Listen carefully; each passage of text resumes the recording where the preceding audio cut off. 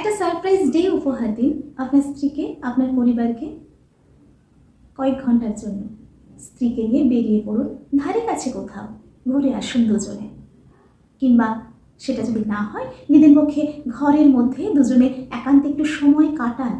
যে কথাগুলো বলা হয়নি এতদিন, বলবো বলবো করেও সেই কথাগুলো সেরে ফেলুন।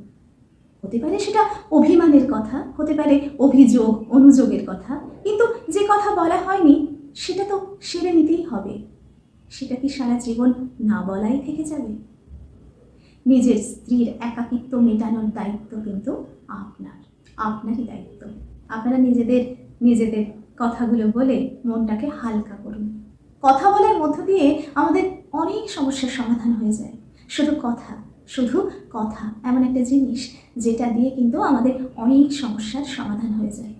কত কথা বলা হলো না বলেই কত সমস্যার সমাধানই হলো না।